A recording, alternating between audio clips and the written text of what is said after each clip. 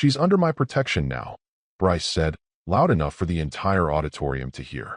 His arm was still draped casually over Laura's chair. Laura, my wife of 22 years, who didn't even flinch. She smirked. The kind of smirk that says, "This is normal." The kind that says, "He can't do anything about it anyway." Half the team laughed. The other half looked around nervously, unsure whether they were supposed to laugh or pretend they didn't hear what they just heard. It was the kind of moment corporate HR pretends doesn't happen because it's just uncomfortable enough to ignore. I was sitting in the back row, like I always do at these all-hands meetings. Right between the broken coffee urn and the flickering projector outlet no one's ever gotten around to replacing. 30 years at this company, and I've become part of the wallpaper. I don't wear a title that makes people nervous. No one stops their conversation when I walk into a room.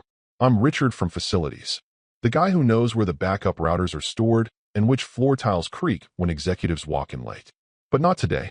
Today, I leaned forward just slightly in my seat, looked Bryce in the eye, and said, quietly, calmly, with that same blank expression I give to vendors who think shouting gets the wiring done faster, "Refresh the company announcements." He blinked, almost amused, then pulled out his phone with the kind of exaggerated casualness of a man who believes he's untouchable. Laura turned to look at me like I'd just embarrassed her. Bryce tapped the company portal and scrolled. Then his mouth opened, but no sound came out. That's when the CEO himself, yes, him, crossed the room like a man walking toward a landmine he's already chosen to detonate. He didn't yell. He didn't even raise an eyebrow. Just reached out, took Bryce's badge off his lanyard, leaned in, and whispered something that, judging by Bryce's expression, hit harder than any slap. "Do you have any idea who you were talking to?" Silence. Not just from Bryce. From the whole room. People shifting in their seats, others glancing back at me as if they'd just realized they'd been sitting next to the bomb the entire time. The thing about being underestimated for decades is you learn how to operate without being watched. You get good at making moves that look like maintenance schedules and calendar invites. And when people stop looking at you, they stop wondering what you know, and more importantly, who you talk to. Like the board. Like compliance. Like the CEO, who still owes me for a quiet favor I did in 2008 when someone tried to embezzle a 7-figure consulting payout and pin it on his nephew. Now I wasn't just Richard from Facilities. I was something else. New company-wide memo, top of the portal. Freshly pushed. Staff realignment. Richard Danner appointed Director of Compliance Strategy. Reports directly to CEO. That wasn't a promotion. It was a statement. It was the equivalent of showing up to a chess match holding your opponent's king already in your hand. I watched Bryce's face go from smug to white, from white to something that looked a lot like nausea. And Laura? She tried to smile through it. Tried to act like it was all some weird coincidence. Like she didn't know. She did know. She just didn't think I'd ever do anything. Because that's who I was to her, too. Richard who picks up the dry cleaning. Richard who adjusts the thermostat. Richard who doesn't ask why she keeps going to quarterly trainings at hotels that don't host any trainings. She was so confident in my silence. She let another man stake a claim on her. In public, no less. And here's where I'll make a little personal ask. If you've made it this far and you're not subscribed yet, do me a favor and hit that button. More than 90% of folks never subscribe. And yeah, we notice. It means a lot to the team working behind the scenes on these stories. Keeps the fire lit. Thanks. Anyway, back to Bryce, who suddenly looked like he wanted to be anywhere else but standing next to my wife. He didn't say another word, just stared at his phone like it might somehow start lying to him. As if the announcement might vanish if he blinked hard enough. As if the CEO might forget the whisper he just delivered. But this wasn't a glitch. This wasn't a joke. It was the beginning. And Bryce, poor, dumb, arrogant Bryce, had no idea how deep the roots of this went, or how long I'd been watering them. Laura laughed. Not just a polite, awkward chuckle, the kind of laugh you let out when you want people to know you're comfortable. Like the two of them were in on some inside joke. She even leaned into Bryce's arm a little, as if my presence in the room was a mosquito buzz in the background. Her husband of 2 decades? The guy who sat through her mother's endless stories, who repaired the front porch she said she hated, who paid for her grad school when she wanted to feel intellectually alive again. Yeah, that guy apparently didn't warrant a glance. Not even now. Bryce shrugged as if my words were static. Still riding high off the performance, he pulled out his phone with a dramatic flair, swiped up, and tapped the company portal. I saw it happen in real time, the shift. That reflexive smirk, the arrogance embedded deep in his bones, evaporated in exactly 3.7 seconds. His face didn't just fall, it deflated. Eyes narrowed. Lips slightly parted like he was trying to breathe through a straw. His thumb hovered over the screen like it was hovering over a live grenade. Staff realignment. Richard Danner appointed Director of Compliance Strategy. Reports directly to CEO. The silence that followed didn't feel awkward. It felt surgical. You could practically hear the mental math being done across the room. Chairs squeaked as people subtly leaned forward. The clinks of coffee mugs being set down. And Bryce, poor, confused, desperately recalculating Bryce, still staring at the screen like it might morph into a joke. Then came the footsteps. Measured. Intentional. Not rushed, not hesitant. The kind of footsteps people make when they've already decided exactly what's going to happen and how long it will take. The CEO walked directly across the conference floor, not toward the podium, not toward the snack table, straight toward Bryce. No detours, not even a glance at anyone else. He stopped less than a foot from him. Then, without asking, without ceremony, he reached out and took Bryce's badge right off his lanyard. Silence again, but it was the whisper that followed that changed everything. Do you have any idea who you were talking to? No one laughed this time. Even the HR reps who'd been pretending to answer Slack messages earlier were now fully upright, alert. I saw one of them close her laptop like it suddenly weighed too much. One junior manager whispered something to his neighbor and got elbowed for it. Another started looking around like she'd just realized she bet on the wrong horse. I didn't move. I didn't need to, because everything had already been set in motion weeks ago. No, months. The files, the footage, the little trails that arrogant people leave behind when they think they're above rules or scrutiny. Those were all accounted for. This moment, this wasn't revenge. It was rollout. Laura finally turned to me then. It was subtle, just a glance, like she needed confirmation that what was happening was really happening. That the man who changed light bulbs and handled annual fire drill briefings just got his title updated to Director of Compliance Strategy. That same man who'd asked her, just a month ago, whether she ever thought about boundaries at work. To which she'd replied, deadpan, "Don't start acting jealous now. It's just office energy." Right. Office energy. Bryce stood frozen, his phone still in his hand, now completely irrelevant. Laura shifted her weight, looked down at her own device, and saw it too. Her face tightened, not panic yet, but something creeping toward it. Because this wasn't a funny HR warning. This wasn't some email slap on the wrist about jokes made in poor taste. This was structural, institutional, board-approved. The guy they joked about in break rooms, the janitor with keys to everything, now had keys they didn't even know existed. I saw one of the VPs in logistics lean over and whisper to his assistant, "Since when is he with the CEO's office?" Answer, "Since the day he saw too much and said too little." And the more everyone realized they'd never really paid attention to me, the quieter the room got. Because now, every hallway whisper, every expensed lunch Bryce couldn't explain, every training weekend that wasn't logged quite right, suddenly had a name attached to the person reviewing it. Mine. And I wasn't looking for apologies. I was just getting started. It started with the laugh.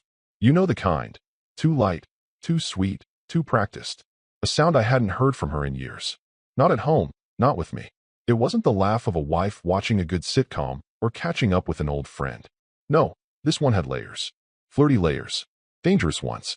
I was in the kitchen at 10:47 p.m. on a Tuesday, making tea. She was in the living room, finishing up a project, her laptop open, the glow lighting up her cheekbones just right. She looked 28 again. And I, apparently, looked like wallpaper. She was on speaker. Didn't even bother to switch to headphones anymore. That's how safe she felt. "Bryce, you're my daily oxygen," she giggled. Oxygen. I stood there, holding the kettle, steam rising up, and just stared at the back of her head. Not shocked. Not even angry. Just still. Like a man who spotted a leak and knows that yelling at the water won't fix the pipe. That night, I started a folder on my private drive. Named it Q2 Logistics so it wouldn't raise eyebrows. And then, I started collecting. It wasn't rage. It wasn't jealousy. It was tactical. First came the emails. Screenshots, downloads, archived threads. Messages time-stamped well outside of work hours, filled with emojis HR would have field days over. He called her MVP. She called him her rock. Once, she even signed off with, "Don't know what I'd do without you." No period. Just 3 dots. Then came the receipts. Expense reports showing dinners at places we'd never go. 2 drinks. 1 dessert. Always 2 entrees. Billed as vendor networking, though she hadn't worked with a vendor since before the pandemic. Then I cross-referenced Bryce's submissions. Same dates. Matching times. Identical mileage reimbursement. After that, I reviewed the conference calendar. That's when things went from suspicious to surgical. 3 months earlier, Laura had attended a compliance symposium at a hotel downtown. No symposium ever happened there. I checked, called the venue, and pretended to be looking to register. They told me the ballroom was closed that weekend due to maintenance. But the minibar wasn't. And the parking garage logged 2 license plates staying overnight. Hers and his. I didn't tell her I knew. Not yet. Instead, I reconnected with an old friend, Evan. CEO. Once a golf buddy from back in the days when I still played on weekends. We hadn't spoken in nearly a year. But when I texted, need to speak. Quietly. Think there's a compliance risk brewing. He called me before I'd even finished my coffee. We met off-site. A quiet steakhouse with soundproof booths. I laid out a few of the early patterns. He didn't interrupt. When I finished, he nodded and said, "How public do you want this to go?" "I don't," I said. "Not yet. I want to be surgical. I want this clean, controlled, documented." Evan sipped his bourbon, stared at me for a long second, then smiled without humor. "I knew there was a reason I liked playing against you. You always made your move 2 holes before I saw it coming." From that moment forward, I wasn't just documenting. I was preparing, laying groundwork, watching patterns, noticing who else was laughing too long at Bryce's jokes, who started avoiding eye contact when Laura walked into a meeting. Every detail mattered. I began reviewing the compliance pipeline, subtly, of course. Looked for weak spots in departmental spending, quiet irregularities in mentorship sign-offs. Bryce had made himself a little empire inside the walls of HR and strategic ops, and no one questioned him. Not because he was good, he wasn't, but because he was likable, because he told jokes, remembered birthdays, smiled big. Laura had always fallen for that kind of performance. Big teeth, small spine. Meanwhile, I moved on the back end. I updated my internal credentials under the pretense of prepping for our semi-annual facility audit. Nobody blinked. I had admin clearance already. I just routed access for compliance review under a generic placeholder tag. Legal wouldn't notice. Not yet. And finally, I told Evan, "If it gets messy, you step out. Let me absorb the fire." He just said, "Richard, you're the last guy I'd bet against." Funny thing about trust, it only feels risky when it's new. I'd been loyal to this company longer than Bryce had been out of college. They forgot that. But Evan didn't. So while Laura laughed in our living room and Bryce cracked jokes in team sinks, I watched, waited, built, because some men punch walls, and others lay foundations. She didn't knock. She slammed the door hard enough that the glass pane rattled, then stormed in like she still lived in some reality where I had to explain myself to her. "You ambushed him," Laura snapped, hands on her hips like a principal scolding a student. "You embarrassed me. In front of everyone." I didn't look up right away. Finished typing the last few lines of a compliance escalation draft, hit save, and closed the file. When I finally met her eyes, she was already fuming. Red cheeks, clenched jaw, the full catalog of performative outrage. The same face she made when a server brought her the wrong wine, or when the dry cleaner folded her blouses the wrong way. I kept my voice flat, calm. I protected the company. That's my job now. "Don't twist this into some noble cause," she hissed. "You could have come to me privately. You could have." I opened the top drawer of my desk, pulled out a slim folder, and slid it across to her without saying another word. Glossy black cover. No title. Just thick enough to be undeniable. She blinked. One hand hovered over it like she was afraid to touch it. Then she opened it. First page. A printout of a calendar entry labeled Q2 Vendor Sync. Confidential. Her name. Bryce's name. Timestamp 9:15 p.m. on a Saturday. Location. Hotel conference room that never existed. Second page. Room service receipt. 1 room. 2 guests. Signature. Hers. Third page. A screenshot of an internal Slack conversation, saved before she could delete it. Her. "You spoil me, MVP." Him. "Only for my oxygen." She flipped faster then. Timestamps. Emails. Side-by-side expense report discrepancies.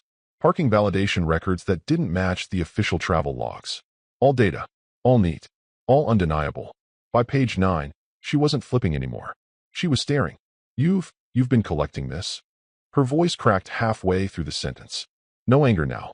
Just realization. I nodded. "I wanted to be sure it wasn't just emotional," I said. For a second, I thought she'd throw the folder at me. Her hand twitched. But instead, she just stood there, gripping the edge of the desk like the floor had started to tilt.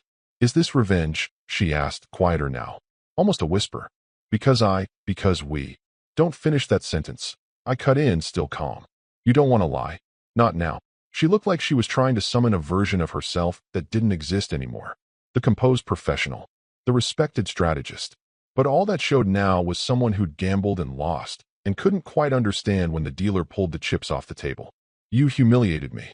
No, I said, leaning back in my chair. You did that when you let a man drape his arm over you in front of your husband and half the company. You just didn't think it would matter. Her lip quivered for a moment. She tried again, softer this time. Bryce is a friend. I raised an eyebrow. You call me that, too. Doesn't make it true. That one landed. She winced. I didn't move. I let the silence settle like dust. Let her feel every second of it. Let her think, something she clearly hadn't done in months. This is personal, Richard. You can't pretend it's just about the company. It's not just about the company, I said. It's also about my name being on the same mortgage as someone who thinks discretion is optional. She swallowed hard. Her hand hovered over the folder again, like she might scoop it all back inside, pretend it hadn't happened. But the documents didn't go away. They didn't forgive. They didn't have selective memory. I didn't mean for it to go this far. I smiled just a little. That's the thing about boundaries, Laura. You don't realize they're gone until you're already standing on the wrong side. The door stayed open when she left. No dramatic slamming this time. Just the sound of her heels clicking down the hall a little too fast. A little too unsteady. I watched her go, then turned back to my screen. Reopened the draft. Adjusted the subject line. Compliance escalation packet. Internal conduct risk. Her name was already in the metadata. She just hadn't seen it coming. Yet. The email from HR was polite, almost chipper. Hey Laura, when you have a moment, can you swing by for a quick sync? Just want to clarify a few things around recent departmental expenditures. Shouldn't take more than 20. She didn't even flinch when she read it. Assumed it was routine. In fact, she walked past my office on the way there, paused long enough to toss a half-hearted glare in my direction, and muttered, cleaning up your mess. I didn't respond. I just looked at her the way you look at someone who still thinks they're holding a gun, not realizing the chamber's empty. She walked into the HR meeting room with her usual confidence. Button blazer, shoulders back, that calculated half-smile she always used when dealing with people she believed were beneath her. 3 people were already seated. Marcia from HR Compliance, Joseph from Internal Finance, and Helena from Legal. All smiling. All courteous. But the tone changed the moment the door clicked shut. Thanks for coming, Laura, Marcia began. We just have a few questions about your collaboration with Bryce. Nothing major, just cross-referencing departmental budgets and travel records. Laura relaxed slightly, playing along. Sure, of course. I assumed this was about yesterday's awkwardness. Helena didn't look up. What awkwardness? The smile on Laura's face faltered, just for a second. She adjusted her watch like it itched. Never mind, I just meant it's fine. Joseph tapped a folder in front of him and slid a printed sheet forward. This is the expense report from your Q2 strategy offsite. The one listed under Joint Vendor Scouting.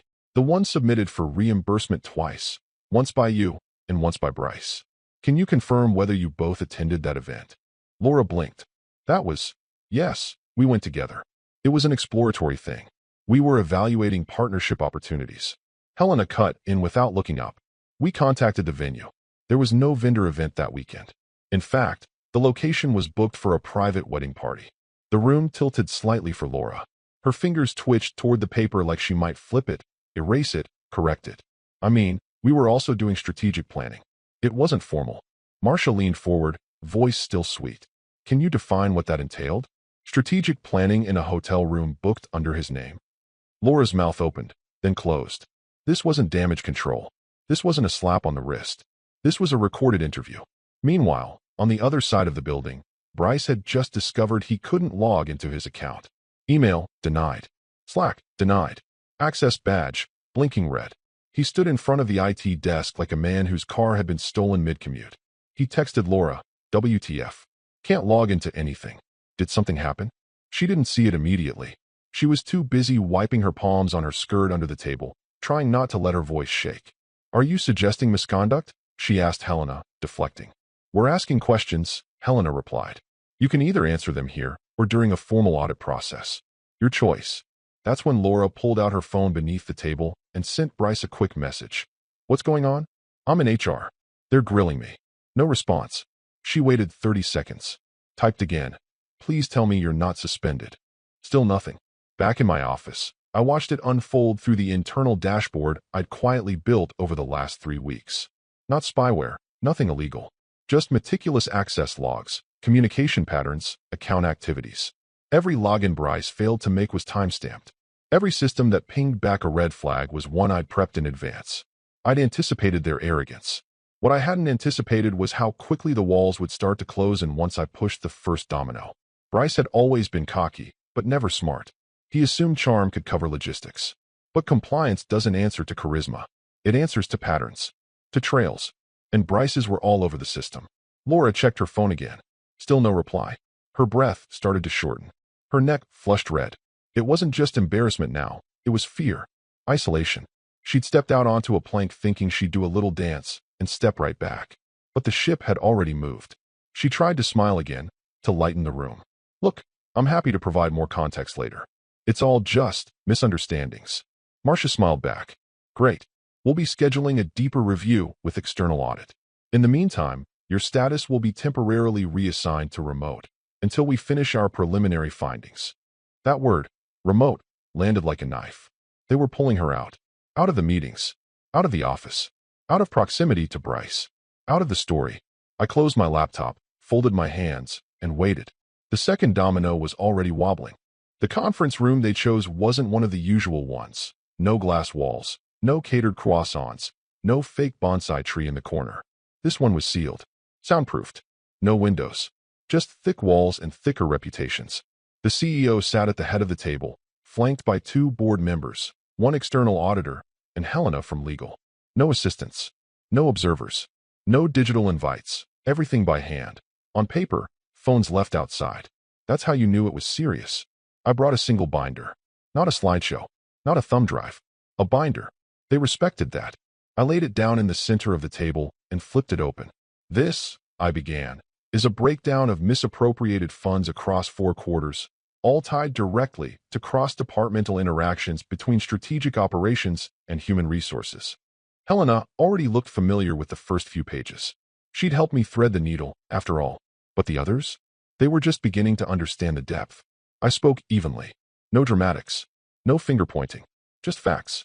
12 expense reports flagged for duplication. 8 travel logs with falsified vendor justifications. 4 signed mentorship waivers pushed through without compliance signatures.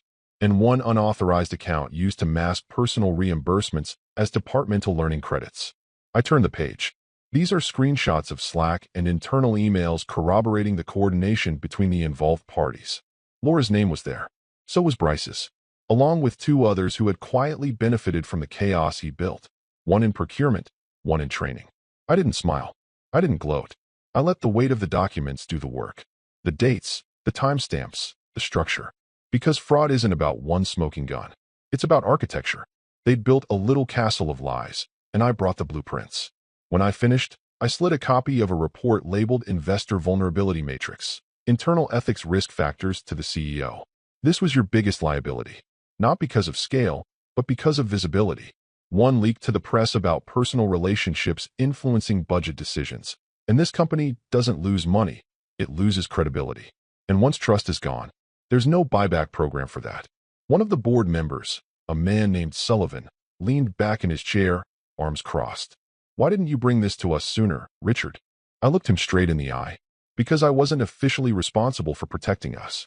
Until now. Silence. And then, slowly, Sullivan nodded. The CEO folded his hands. How far does this reach?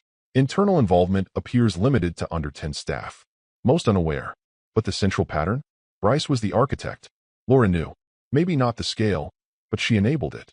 Helena added, we've already locked down the email systems and suspended any active transactions tied to the flagged accounts. They're clean. No breach. No exposure. But this needed to happen now, before year-end reports go live. I flipped to the final page. There's one more thing, I said. Bryce used a mentorship grant account to pay for a vendor contract that doesn't exist. That money, over $12,000, was rerouted through a consulting firm that's been inactive since 2019. That caught Sullivan's attention. Shell company? I nodded. Registered in Delaware. Guess who the listed admin is? No one answered. They didn't have to. Laura Danner. The room shifted. No gasps. Just quiet, focused anger. The CEO took off his glasses and rubbed his temple. Christ. No one said a word for nearly a minute. The kind of silence that feels like a fuse slowly hissing toward something explosive. Finally, the other board member, a woman named Ingrid, spoke. So what now? The CEO didn't even look at her. He looked at me. You're in charge of this resolution. Board gives full authority. No press. No leaks. No settlements until you sign off. I nodded once. Nothing dramatic. Just business. Understood, I said. I closed the binder and stood. The room didn't applaud. But they didn't stop me either. Respect wasn't given. It was tallied, quietly, precisely, in moments like this. And now they understood what I was. Not a janitor. Not a ghost. A wall. The one they didn't see until someone crashed into it. The garage door groaned open the way it always did, like it resented being disturbed. Laura pulled in and shut off the ignition, sitting in the quiet cabin of her car for a full minute, the engine ticking softly as it cooled. Her reflection stared back at her in the rearview mirror, makeup half melted from the tension of the day, hair clipped a little too tightly. She was supposed to be in control. She was always in control. Except now, everything felt fogged. No text from Bryce. No calls returned. Her laptop had been remotely wiped. Her access to the internal drive restricted. The remote reassignment email had arrived an hour ago, cold and clinical. And worse, it hadn't even been sent by HR. It had come from me. She entered the house with a stiff kind of precision, the way people do when they're trying not to look like they're being watched, even when they're alone. She dropped her purse on the hallway bench, kicked off her heels with too much force, and headed straight to the bedroom. Then stopped. The room felt wrong. Lighter. She scanned the space. Something missing. No shirts on the hooks. No watch on the dresser. The nightstand on my side was empty, drawer open like a drawer never left. And then she saw it. Her side of the bed. A single manila folder placed precisely on the duvet, angled just so. No clutter. No confusion. Just the words in thick marker, joint assets. She didn't move at first. Just stared at it like it might start speaking. Then, slowly, she sat and opened the flap. Inside, she found copies of the estate trust papers, the trust that protected our house, our savings, our retirement vehicles, our equity holdings. It had taken years to structure. Years of legal meetings and adjustments to ensure that, if anything ever happened to one of us, the other would be protected. But now, her name was gone. Amended. Cleanly. Legally. Irrevocably. Pending final audit. There was a post-it note on top of the last page, in my handwriting. Simple. Precise. Not angry. Until the audit is complete, please contact my counsel. Her hands started to shake. She pulled out her phone, opened our shared banking app. Face ID didn't work. She tried the manual login. It loaded, briefly, then returned a message. User access revoked. Contact primary account administrator. Me. She opened the drawer on her side. Passport, gone. Desk drawer, her backup credit card. Declined earlier that day. She remembered. She thought it was a glitch. Now she knew. This wasn't a glitch. This was containment. She sat there, still in her work clothes, hands in her lap, suddenly unsure whether she lived in this house anymore or was just squatting in someone else's aftermath. She stood, opened the closet, my side cleared. Every hanger empty. Suit bags gone. Even the little ceramic tray I kept my cufflinks in had vanished. But I hadn't taken everything. On the bathroom counter sat a single framed photo. The two of us, maybe 15 years ago, standing in front of a lake somewhere in Vermont. She was laughing. I was squinting against the sun, one hand on her shoulder. She picked it up. On the back, I'd taped a printout. The image metadata from her phone, proving the date, was altered. She told me it was from our anniversary weekend. It wasn't. It was from a conference she'd taken without me. The final straw. She walked back into the bedroom, sat on the edge of the bed, folder still in her lap. The silence wasn't peaceful. It pressed into her chest. Not with guilt, but fear. Real fear. Because for the first time, she realized she didn't know who I was anymore. Or worse, that maybe she never did. And now, there was no conversation to have. No apology ready. No text from Bryce. No plan. Just the hum of the refrigerator downstairs. And the dull, echoing sound of her own breathing in a house that was no longer hers. Bryce always walked into the office like he was a sitcom lead entering stage left. Wide grin, finger guns, cracking jokes in 3 directions before he even hit his desk. That day, no entrance. No grin. No trace. Instead, a campus-wide security ping went out at 7:42 a.m. Employee ID number 543102, temporarily deactivated. Do not override access protocols. By 8:05, Bryce's desk had been emptied. Not packed, emptied. A facilities cart rolled by with his monitor, his chair, and a stack of novelty mugs he'd always insisted made him approachable. The nameplate on his cubicle had been peeled off. His intern, Camille, stood by the printer looking like someone had stolen her dog. Laura, meanwhile, woke up to an email with a subject line so dry it felt surgical. Temporary adjustment to work arrangement. The body was even colder. Effective immediately, you are reassigned to remote-only duties pending further review of internal compliance matters. You are not authorized to contact team members during this period. She read it 3 times. She wasn't fired. Not yet. Just surgically isolated. No contact. No Slack. No video calls.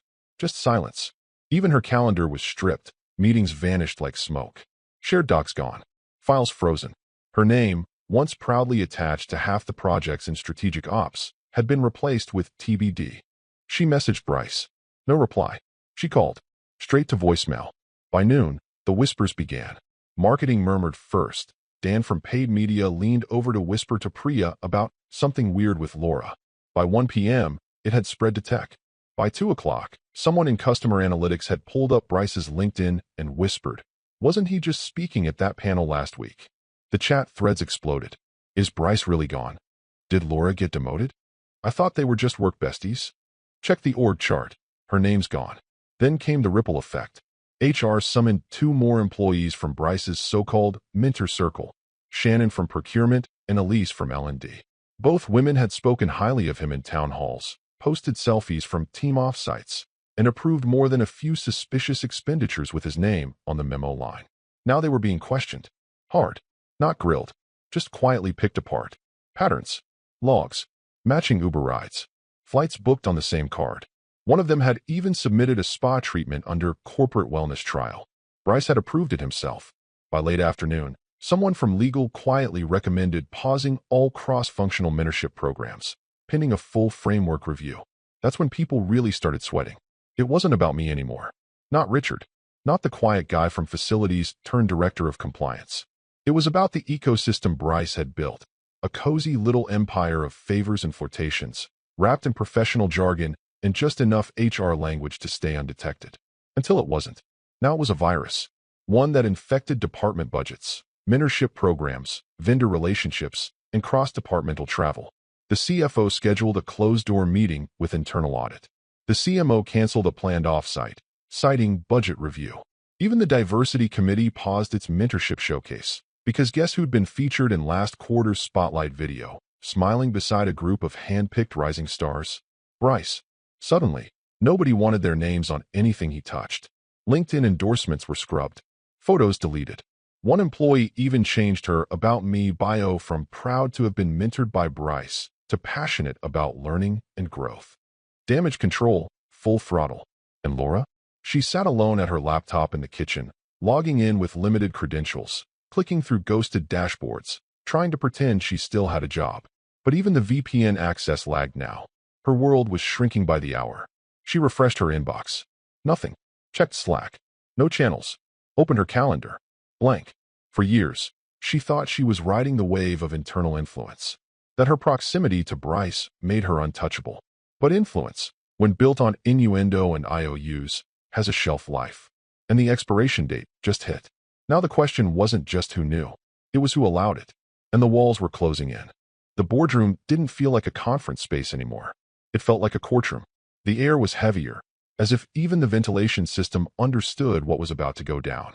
They dimmed the lights slightly. Intentional, I'm sure. Subtle psychological pressure. Strip away comfort. Invite clarity. At the long glass table, I sat to the right of the CEO. He didn't speak. He didn't have to. His presence was enough. Calm. Absolute. This wasn't a negotiation. It was a reckoning. Across from me, Bryce slouched in his seat, still trying to play it cool, the ghost of that signature smirk twitching at the corner of his mouth. But it was all reflex now, no conviction behind it. Laura sat next to him, back rigid, eyes glazed over, somewhere between disbelief and dread. Her makeup was perfect. Her expression wasn't. Helena from legal stood at the head of the table. No fanfare. No introductions. Just business.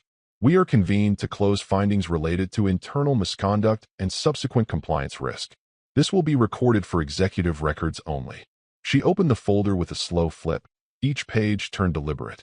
First, documented breach of ethics policy. Sections 3.1, 3.4, and 5.2, relating to inappropriate professional relationships between leadership tier staff and subordinates. Laura didn't react. Bryce rubbed his jaw like it might disappear if he pressed hard enough. Second, financial misappropriation, falsified reimbursements, duplicate claims, and misused mentorship funds totaling just over $31,000. All with corroborated internal approvals. Bryce's head dropped slightly. Third, violation of data access protocols, including unauthorized file sharing between employees without compliance documentation. Helena paused then. She looked directly at Bryce.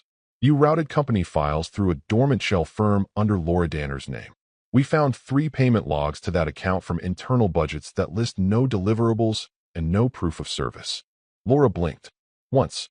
Slowly. Fourth, Helena continued. Exposure risk.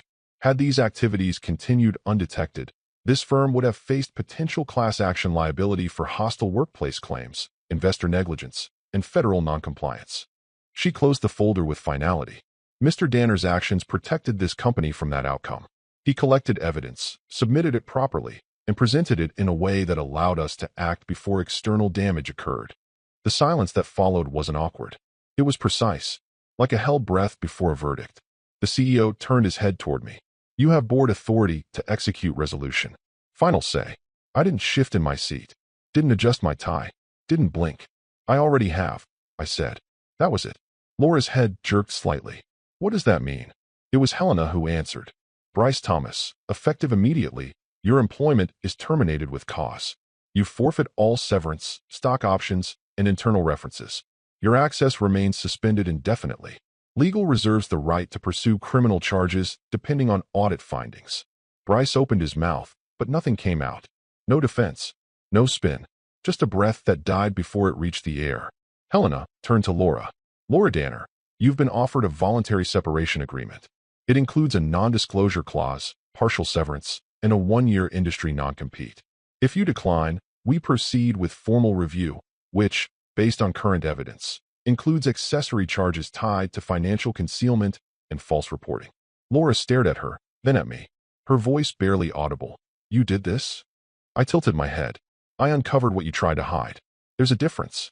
You're destroying everything. No, I said, you did. I'm just removing the rubble. The CEO stood. Everyone followed. Bryce didn't. He just sat there, still trying to figure out when the game changed and why no one told him. Laura rose slowly, like she'd just aged 20 years.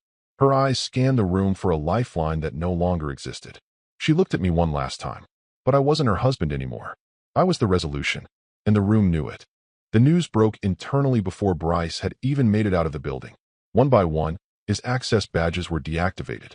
He tried to badge into the executive elevator, red light.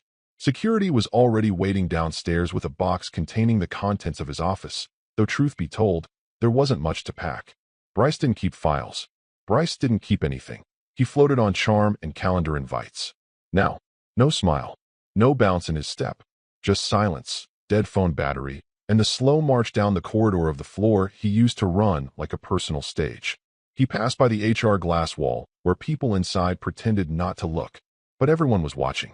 Everyone always watches when a fall is this sudden, this complete. Laura walked out a few hours later, paperwork in hand. Her gait robotic, her face unreadable. The board had offered her an out. Resign quietly, accept the NDA and the 1-year non-compete, or face formal charges of data concealment and accessory-level misuse of internal systems. She signed. Of course she signed. There was never going to be a courtroom. No headlines. The damage had to be sealed, not aired. That's how this company protected itself. She left with nothing but a silence that clung to her like smoke. At home, I was already finishing what I'd started. The suitcase lay open on the bed, 1 drawer of shirts, 2 folded suits, basic essentials. I wasn't taking much. I didn't need to. The house, the trust, the accounts, they weren't hers anymore. Her name had been stripped from everything with surgical precision. All legal, all irreversible. She stood in the hallway, arms wrapped around herself like a child in a thunderstorm, watching me pack as though she had something to say but didn't know the language for it anymore. Finally, she spoke. I didn't know who you really were. I zipped the suitcase slowly, turned to face her for the last time, and said, that was the point. No yelling, no dramatic pause, just fact. Then I picked up the suitcase and walked past her. She didn't follow, didn't ask me to stop, just stood there, ghost-like, in the house we built together, brick by brick, lie by lie. At the front door, I reached for the final envelope I'd left on the console. A copy of the final asset transfer. Everything she once touched, now rerouted. She had no keys, no codes, no access. Behind me, the house stayed quiet. No apology, no goodbye, just the soft echo of my shoes on hardwood, the creak of the door as it opened, and the subtle click as it shut behind me. And that was it. No ceremony, no applause, just the closing of a door and the implosion of a reputation built on convenience and deceit. Bryce was gone.